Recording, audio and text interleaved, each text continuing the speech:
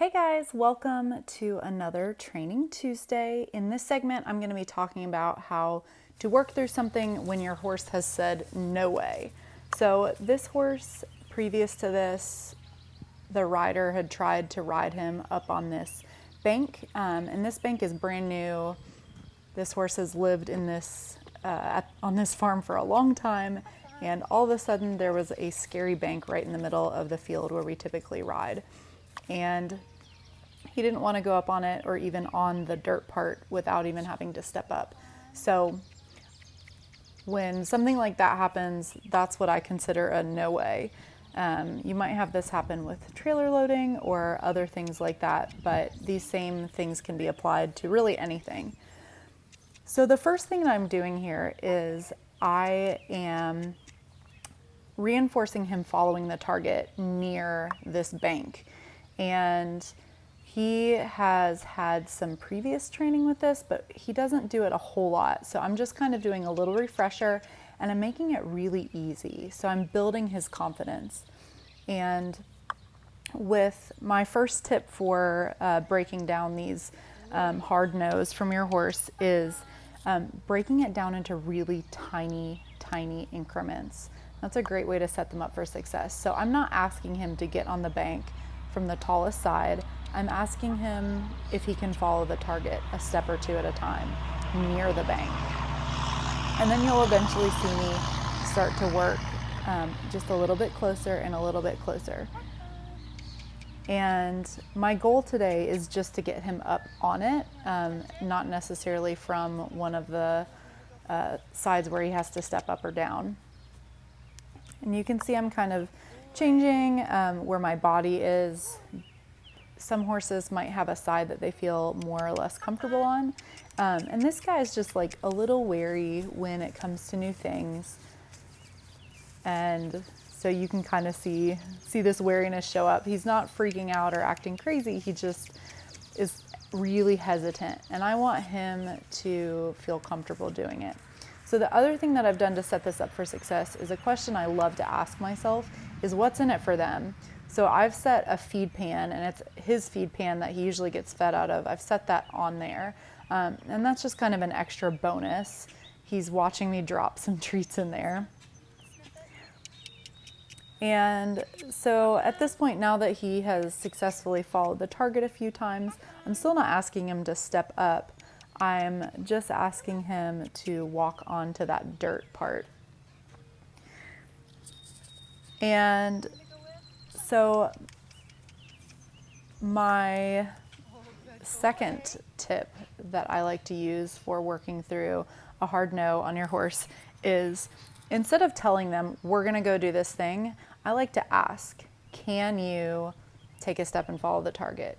Can you step on the dirt? Can you or will you?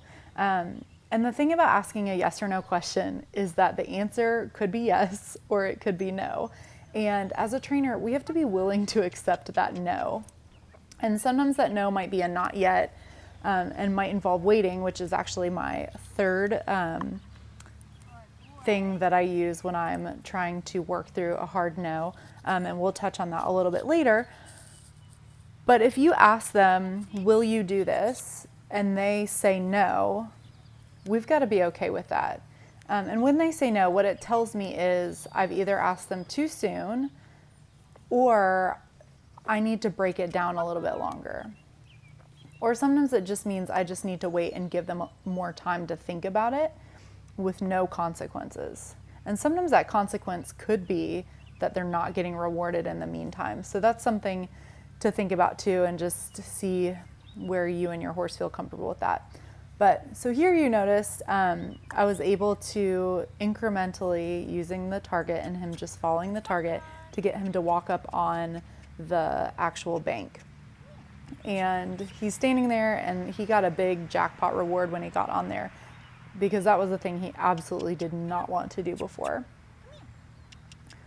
But I didn't get there by trying to get him all the way on the first time. We just worked on following the target near it, and then worked on following the target a little bit closer and a little bit closer and a little bit further and further on. And I'm using a pretty high rate of reinforcement here with him when I am rewarding. He's getting big handfuls. Again, I want this to be really rewarding. If your horse has a history of working on stuff like this where you ask nicely in the beginning and then you start to get impatient and angry and upset and end up eventually trying to force them on, when they approach something like this, they're gonna have all that baggage in the back of their mind.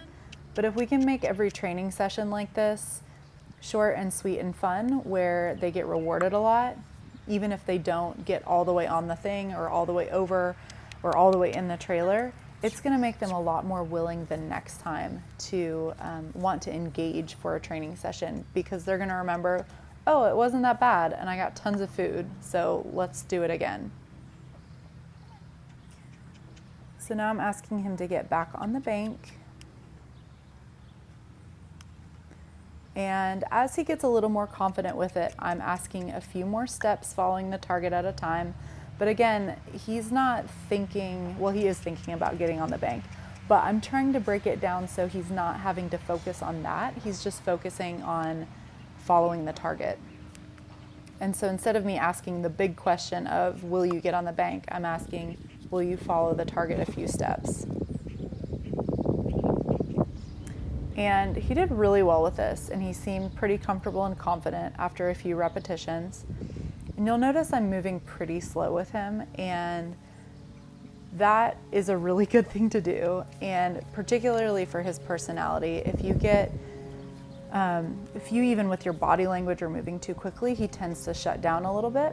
And my other horse, Finnick, he is a lot more forgiving with stuff like this, but Sifo is a horse that my husband rides, and he just tends to be a little bit more wary and tends to get a little bit more upset if you're kind of rushing around and taking things too quickly. So I'm trying to really pay attention to him and his body language and take deep breaths and move really slowly to make him feel comfortable and make him know that I'm listening to him and I'm not going to push him too far. So since he did so well with that, I'm going to ask him if he will step up over this, step up the bank.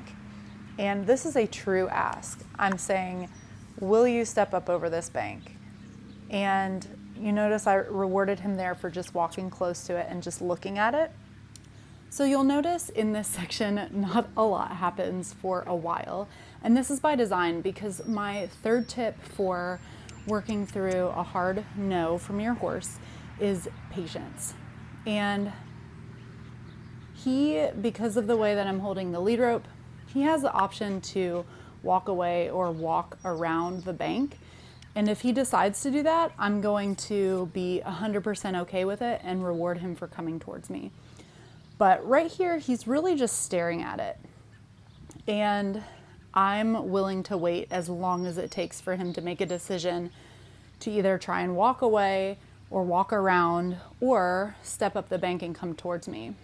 And you'll see him kind of looking around and looking distracted, but a lot of times when your horse looks distracted, it's just them trying to kind of calm their nerves. And it's kind of like what people do when you feel awkward. You'll maybe yawn or scratch your head or something like that, and it's just to kind of alleviate that awkward, uncomfortable feeling. So I'm letting him sit in that a little bit, and he's kind of looking around at the horses across the street, sniffing the grass, scratching his nose on his leg. And as long as he doesn't seem to be getting more stressed, I'm willing to just sit here and let him sit with it, because again, he is motivated to follow the target. So I know he knows what I'm asking. And he's not saying no by wanting to leave or go around, but he's thinking really long and hard about it. And for a lot of us, we never give our horses the opportunity to just sit and think about stuff like this. We're so invested in getting them to figure it out that we want to just keep helping and helping and helping. And a lot of times, especially with a horse like this, you can really overwhelm them. And sometimes just letting them understand that you're willing to just wait as long as they need for them to feel comfortable to try something, that's going to give them a lot more confidence in you, that when you get in a tough situation, that you're not just going to escalate pressure or try and rush them through it when they're not ready. And this kind of confidence might not get me very far very quickly today, but if I keep doing it over and over and over again, it's going to build a bravery and a confidence in this partnership that is going to really help us a lot more in the future. So the foundation you build with stuff like this in the beginning is going to make a huge difference and save you so much time later on, even though it's taking a lot of time now. So I just want to encourage that. It is so hard for us to take the time it takes to let our horses sit here and breathe and look. And for me, it's hard for me too, but I try to use it as a cue for myself to take deep breaths and quiet myself and not constantly be thinking of the next and the next thing I want him to do or want to try to ask him to do. So you will see I'll kind of reach the target back out to him to make it kind of an easy touch to give him an opportunity to get a reinforcer. But he's really not interested. He's just, again, he's still checking out the horses across the street and looking around. And if he made a move to try and leave, I would let him leave at this point because he's thought about it enough. If he decided to leave, I would know he was just not ready. And I probably wouldn't come back and try to do this for another week or two. And I would try again exactly the same way that you saw here. But because he's sticking with me, and he's really, it's almost like he's trying to figure out how to get up on this thing without whatever monsters are hiding underneath, without them coming out to get him. I'm willing to just kind of stay. And so right there, what I did is I moved my body over just a little bit, which kind of gave him an out that if he wanted to walk around and not have to step up over the little board there, he could. And what's interesting about this is that this horse has gone up banks before, but they've never been on his property. They've been at places where everything's new. And sometimes when there's a place that's so familiar, but one thing changes, that can be really jarring for them. So I know he can do this, but mentally, it's not a physical thing. And that's something you definitely want to rule out, is make sure there's not something physical going on. But mentally, this brand new bank jump in a field that he has been in multiple times a week over the last over 10 years probably. It's so new, so it's pretty scary and unnerving to him. So I moved his feed bucket and he took a step towards us, and he's looking like he's almost ready to start re-engaging. And so again, I'm just waiting. I'm trying not to put pressure on that lead rope. If this was in a smaller area that wasn't full of grass where I knew I could keep him to continue to engage and work with me, I would do this at liberty. Anytime you can do something like this at liberty, it's really ideal. But when I am using a lead rope, I really try my best not to be sending a bunch of information through it and using it to pull him forward or make him feel like he's trapped. So that's why you'll notice it's always, almost always pretty loose. And if he steps back, I kind of go with him. So there, he finally was ready to take a step, and he cheated a little bit. His right leg went up over the thing, and his left leg just kind of went up the gradual hill and didn't actually step over the piece of wood.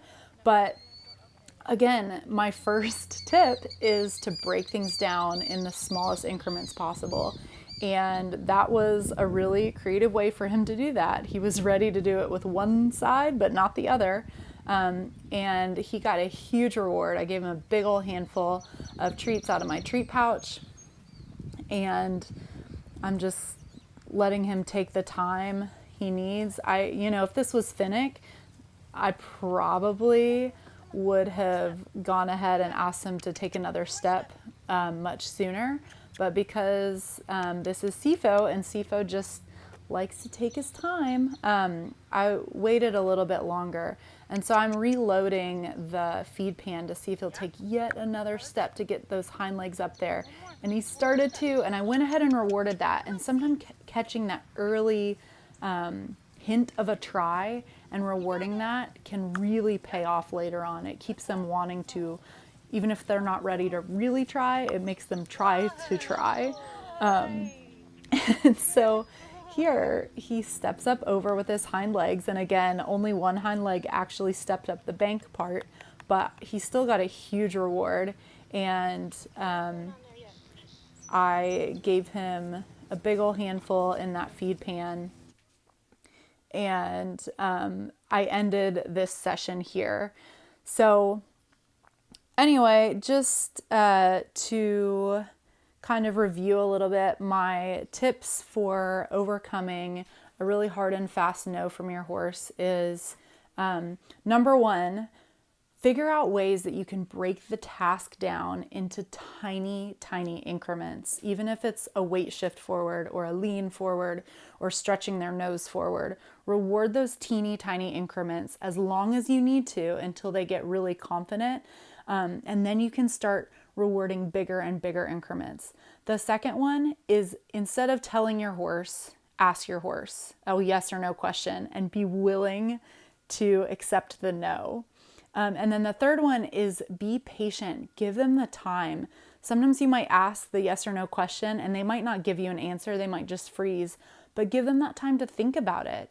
Sometimes I'm not ready to answer this will turn into a yes or an I'll try. But yeah, those are my 3 tips. I hope this was helpful. You can use this information to work on anything from trailer loading to crossing water or a bridge or really anything like this. So anyway, good luck with your horses, and message me if this helped and what you worked on. I can't wait to see the results.